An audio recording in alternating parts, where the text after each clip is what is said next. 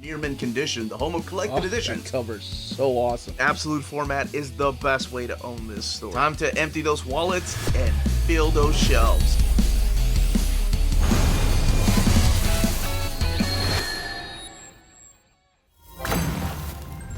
How's it going, all you minties? Uncanny Omar here from Near Mint Condition, the home of collected editions. And join me today for your advanced look at the Spider-Man The Complete Black Costume Saga Omnibus from Marvel Comics. So let's go ahead and get started.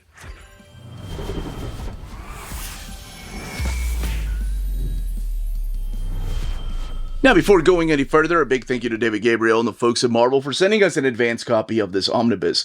This omnibus is due out in the direct market and book market on September 24th or 25th, depending on where you get your books.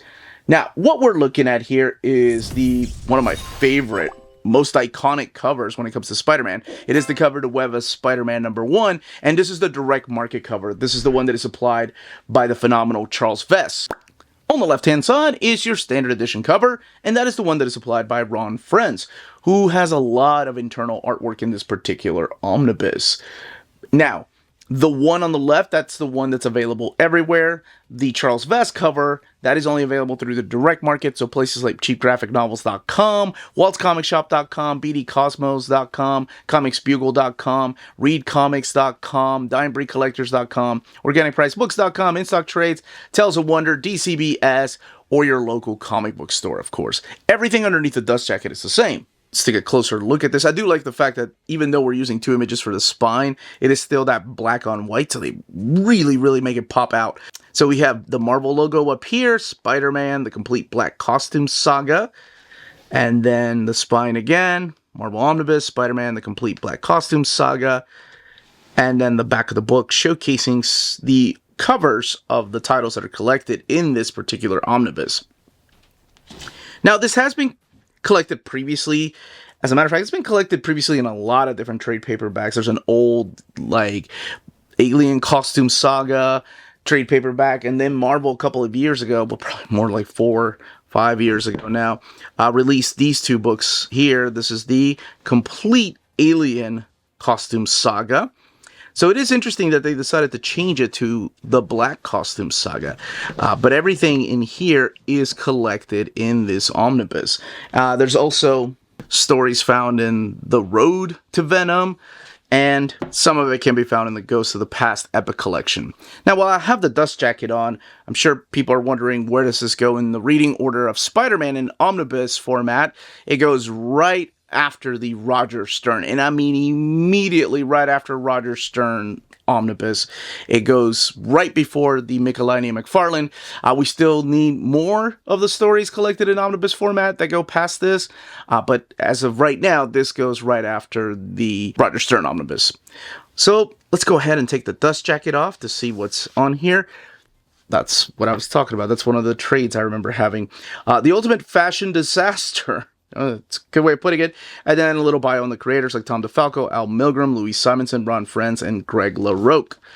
And here we have this image of Spidey on top of a rooftop, and you're going to be seeing a lot of that. Spider-Man, the Complete Costume Saga. I love the fact that they have Spidey's classic costume there, and now the spine is black instead of black on white. It's white on black. And then the back of the book, this is the other trade paperback cover I remember having. So I'm glad those are collected here. All right, we are going to crack this book open. We're going to talk about the stories found in here, look at this artwork, look at the extras, look at the build of the book. So let's go ahead and crack it open. Okay, let's go ahead and open this up. You have your black end sheets, which actually make perfect sense. I love this right here to contrast Spider-Man, the Black Costume Saga. And about the creators here. Again, the contrast of the black on white just makes it really stand out. So you have Tom DeFalco, Al Milgrom, David Michelini, Louise Simonson, just to name a few of the writers, Ron Frenz, Greg LaRocque, Al Milgrom, Rick Leonardi, Paul Neary, David Mazzucchelli, just to name a few of your pencilers and breakdown artists. You have inkers and finishers down here like Brett Breeding, Mike Esposito, Jim Mooney, Bob Layton, John Beatty, Vince Colletta, just to name a few. Your colorists like Glynis Oliver and Bob Sharon, Christy Sheely, and your letters like Joe Rosen and Diane Albers. Janice Ching. And then we have the table of contents. What exactly is collected in here? So for the people that were worried about the Secret Wars book not being collected in here, it is collected in here, but not fully. It's just excerpts from the Secret Wars issue number 8. 9, and 12. So pretty much collecting the parts where Spider-Man ended up getting his costume, because this is all just torn up. And then, of course, learning a little bit about its powers, but not too much, not giving you everything. And then we have Amazing Spider-Man 252. So this does collect Amazing Spider-Man 252 to 263, annual number 18, Marvel Team Up 141 to 150, annual number 7, Peter Parker to Spectacular Spider-Man 90 to 100, and annual number 4, and of course, kicking off the new line with Web of Spider-Man number 1. The book has 992 pages and retails for $125. One of the questions I've seen on my Saturday live stream is, how much double dipping does this have with Web of Spider-Man Omnibus Volume 1 that's coming out later on next year? One issue, really, that's about it. It's just Web of Spider-Man. And it's just got that iconic Charles Vess cover when he's got the black costume. So Secret Wars was a very interesting series. I want to call it a maxi series because it lasted 12 issues. It's where all this Marvel superheroes, well, some of them, go to another world. They go to Battle World and have to battle villains, and there's a whole fiasco that happens there. You can find out by reading the Secret Wars Omnibus or the trade paperback if you want to, if you've never read it.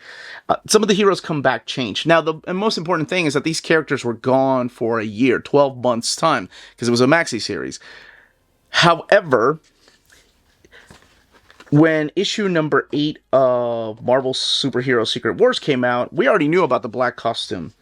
Because before that, we had the May issue of Amazing Spider-Man. Secret Wars didn't come out until December, I think, December.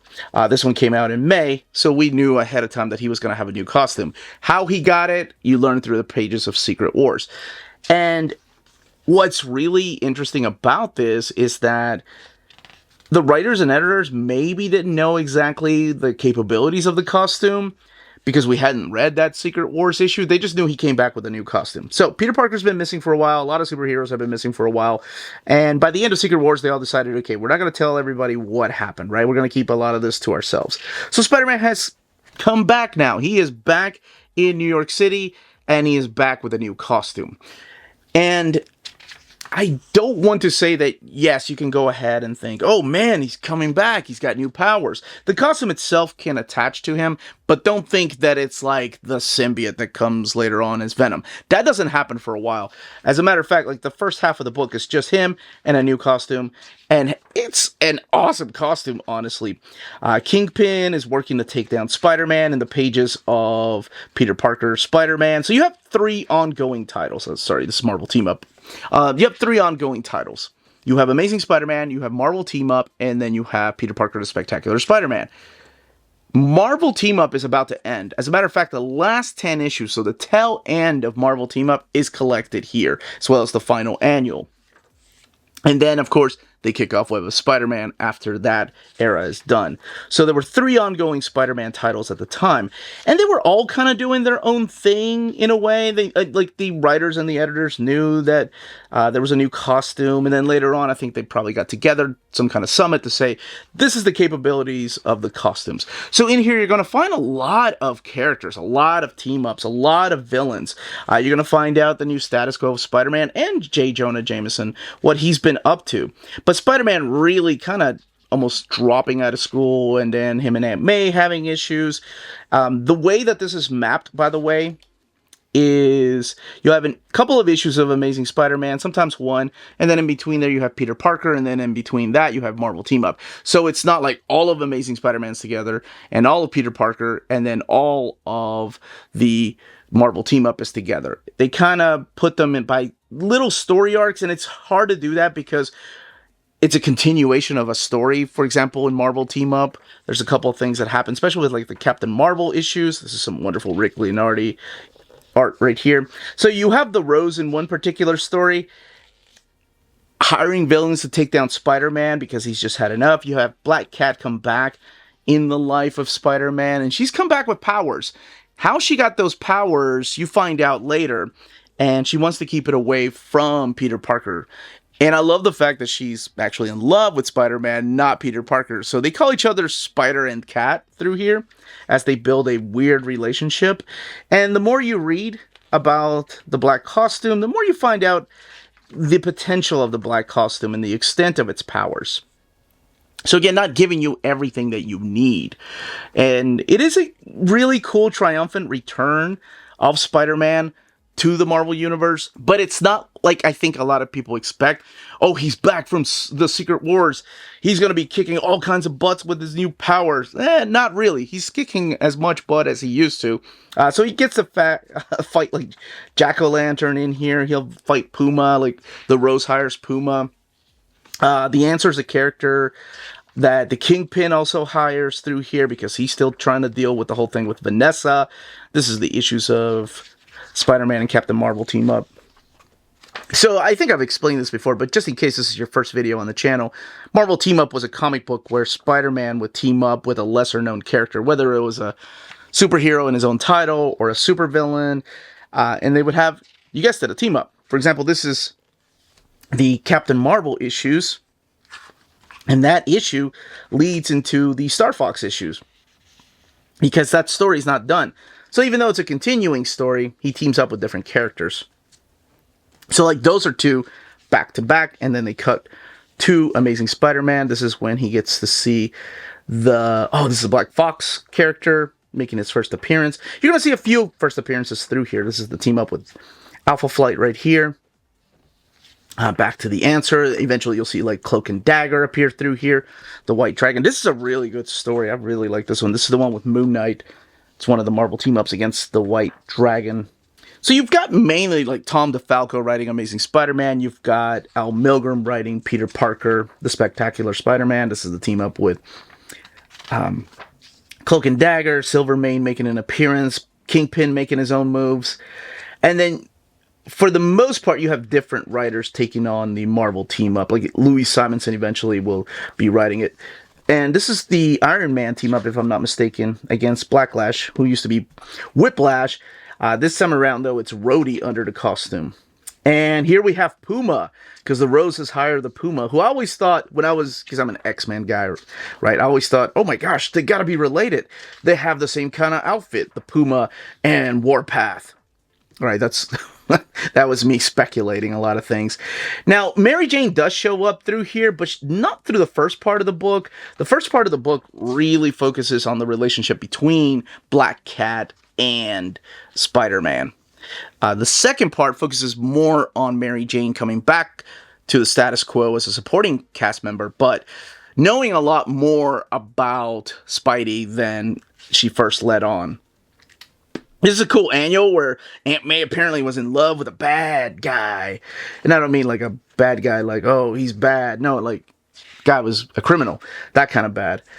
Black Cat does keep showing up through here, as well as Mary Jane. And I love this confrontation between Mary Jane and Peter. The Hobgoblin. So that was the thing about Roger Stern's run. The Hobgoblin, the mystery of who he was, where he got his powers, was not resolved by the time Roger Stern left the book. He kind of left it, well, I mean, behind the scenes, he left the book not very happy, right? It wasn't because he was like, I'm done telling stories and I'm out of here. I'm going to go to another book. No, he wasn't happy, and he ended up leaving the book, and now he comes to Tom DeFalco. As a matter of fact, the very first issue in here, 252, that's collected. This one is actually, like, I don't know if it's plotted, but I do remember, like, Uncle Raj having something to do with... Yeah, the plot is Roger Stern, sorry. The script is by Tom DeFalco. So there was that going on. He had ideas, and it's always been a mystery as to the Hobgoblin's identity. Now, that eventually gets resolved, like, you find out who he is, but then later on, Roger Stern had a little miniseries called The Hobgoblin Lives. It's the way he would have done it. Now, what ends up happening is that the costume, this alien costume, starts taking over Spider-Man. And I'm sure you saw the iconic cover right here in 258, where they're battling over Spider-Man. And that's the way it is. Like, the costume starts taking over him, and Spider-Man doesn't know how to deal with it. Peter Parker. So he goes to the Fantastic Four, and the Fantastic Four, with the help of Reed Richards, help him get out of this costume. And it's ridiculous because when they help him get out of this costume, what ends up happening is that he needs a costume, right? Because he doesn't have one. So he gets this costume from Johnny Storm because he got help from Mr. Fantastic to get rid of the black alien costume. And here's what he gives him. Now, because the books were being written monthly, he still had the black costume in the Marvel Team Up and the Spectacular Spider-Man issues. Eventually, as of Amazing Spider-Man 259, he does go back to his classic costume, while the alien costume is under investigation. That sounds like he's going on trial.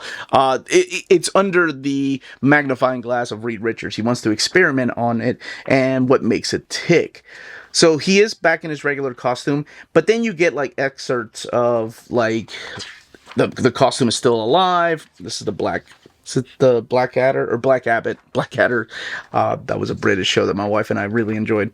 Sometimes you'll get like a little bit of a interlude of the costume just being behind the glass case, looking like it's alive and wanting to come out. Because as of these particular issues, you do find out that it is alive, and it has a special bond to Peter Parker. So in the Marvel Team Up, in Spectacular Spider-Man, and Amazing Spider-Man, and hell, even in pages of the Fantastic Four, you'll see that the costume is trying to break out. And eventually it does. That leads into this big confrontation. Now, this is the Amazing Spider-Man annual number 18, and this is just the Scorpion kidnapping J. Jonah Jameson, because he's about to have a happy day. Not kidnapping him, but kidnapping a loved one. But what's cool about this particular annual in the story is that after 12 years, Stan the Man Lee comes back to do the script. It's still plotted by Tom DeFalco, Ron Friend still drawing it, but the script is written by Stan the Man Lee. And I thought that was really cool that, 12 years, because as you're reading these in collected editions, you don't really realize just how much time has passed in between issues. You're reading it as a collected edition. Reading it monthly is a different experience. There's an amazing cover of the Hobgoblin that I have to share. Oh my gosh, I love that cover. It's so freaking awesome. So the Hobgoblin does come here and just freaking tries to take out Peter Parker. You get little hints as to who he might be and what his relations may be to somebody like Harry Osborn, and this is really cool. So they did keep a lot of things in here in chronological reading order. Like you have a little bit of the Fantastic Four 274. So if you've ever wanted to see John Byrne draw a costume going into the city, yeah, there it is. So the Kingpin, again, planning a lot of things against Spider-Man. This is the first appearance of the Spot. So he's doing all... This is an interesting era of the Kingpin. He's just doing all kinds of experiments. This, I believe, is the photograph cover. Yeah, this is the famous photograph cover right here. Somebody captures the image of Peter Parker dressed as Spider-Man, and he wants to sell it. This is Louise Simonson's issue of Marvel Team Up, where I believe, yeah, this is the Brett, if it's not mistaken, yeah, it is. Brett Blevins teams up with Louise Simonson from the pages of New Mutants to tell this story about the Incandescent Man against Cannonball and Spider-Man. Now, 150 is the final issue of Marvel Team Up, so we'll get my favorite X-Team. As a matter of fact, 150 was my first issue of Marvel Team Up, mainly because it featured the story about Black Tom Cassidy and Juggernaut fighting each other, and then the X-Men and Spider-Man kind of getting caught in the middle of it. But it's got some wonderful artwork in here by Greg LaRocque, and again, Louise Simonson writing that particular story. Now, this omnibus does end up getting wrapped up. Oh, is this the Spider Kid? The Spectacular Spider Kid? Yes! Now, you'll see Spider-Man wear this costume. There is a reason why he's wearing the black costume again. But it is not the alien costume. The alien costume does come back for a big fight. And I don't want to spoil what happens, but this is the Spectacular Spider Kid. I think he got on a lot of people's nerves, but I thought he was kind of adorable. The big fight against the Spot and Kingpin continues. It goes on for a few issues. And then eventually what this omnibus wraps up in is Web of Spider-Man, the big confrontation between the suit and Peter Parker. And this is the new, I forgot to mention that this is the new ongoing series of Spider-Man. So Marvel Team Up was canceled. Louise Simonson comes on board and starts writing the ongoing series with Greg LaRogue. So this is the one issue that will be collected in the Web of Spider-Man Omnibus, of course, because it's the first issue. But it is the big fight against the alien costume. Like, he's trying to fight it off. Then he has to deal with the, what are they called? The Vulturites or something like that. Now, in the back, we do have, let's talk about the extras. We have some sketches. We have Marvel Age articles back here. Interviews with some of the creators and mainly like the editors at the time. And then you have original artwork in here. And not only original artwork and pages, but you'll also have, like, the forwards from the previous trade paperbacks, the Saga of the Alien costume. Yes, this. I love the fact that they made them into the art on board. These are the ones I remember having. Oh my gosh, this one's been long gone. So is the other one. These are the reprints through Marvel Tales. And Marvel Tales had to break up the Marvel Team Up story into 2 different parts. Because I remember having that issue, or those 2 issues. And then I went back to get the original. And it says the double size Marvel Team Up 150 was split into 2 chapters. Yes, so this is like 1 extra page that they gave you. And then the letter page editorials talking about a special announcement about Web of Spider-Man. And then some artwork from the different collections of Cloak and Dagger. And your end sheets. All right, let's look at the binding and see about the quality of the book. 992 pages. This one is printed at the iMac printer. So there is a little bit of bleed through, more so than the Donnelly printers that I've been looking at recently. And actually, that's a pretty decent size eye for iMac, but it's still, you know, lays over a little bit like this. Not as good as like the Donnelly printers or even the Mega Print. The Mega Print tends to have a bigger eye as well as the Donnelly printer.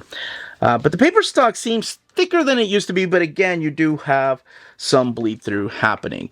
Now, I will say this copy, and it could just be my copy, I'm not sure. It does have a printing error that I noticed, and I'll show you what it is. And it happens in issue 258 when you get to page 456. This page shows up again here. And I know it's not supposed to be here, so I double checked because this is when he gets that paper sack. Let's go back to page 456. So this is the way it's supposed to be, right? So, by the way, this is the complete Alien Costume Saga. And then you have these next 2 pages here. Again, looking the same.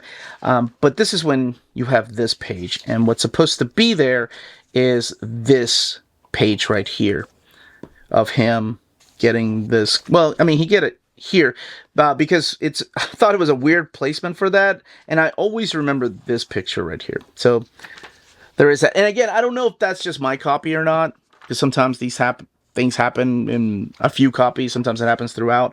But I did want to point that out. But that is it. That is the complete Black Costume Saga Omnibus. Now we just need more of this era collected in omnibus format, and we'll be good to go. Like, if we get another one that has, like, all of Kraven the Hunter and all of the setup for Venom or Eddie Brock's story, yeah, we'll be set. If you're interested in purchasing this omnibus, don't forget to check out our sponsors. If you're in Europe and you're interested in buying these books, definitely check out Walt's Comic Shop in Berlin, Germany. They have the cheapest pre-order prices, flat shipping rate of €12 for all EU countries, emails answered within 24 hours, waltscomicshop.com, and you can use the code nearmintcondition at checkout and get free shipping for all EU countries with your first order over €40. That's Walt's Comic Shop, your reliable source for omnis and premium collected editions in Europe. Ding! CheapGraphicNovels.com, your online home for graphic novels and collected editions up to 50% off cover price. They have excellent shipping and prompt and helpful service. Check out their bargain deals for up to 90% off cover price. And don't forget that CGN also takes pre-orders. That way you don't miss out on the hottest releases. And they are currently running a special promotion for you Minties. If you're a first-time customer, after receiving your order confirmation email, reply back to that email and let them know Near Mint Condition sent you their way. They will then apply a free shipping promotional credit to your next order in the US. Cheap Graphic Novels, your source for the hottest books with the kind of deep discount, quality shipping, and customer service that will keep you coming back for more. more. And that was the content, the page count, and build of this omnibus. Let me know in the comments down below if you plan on picking this up, if you have the trade paperbacks, if the epic collections are more of your way of collecting these particular stories.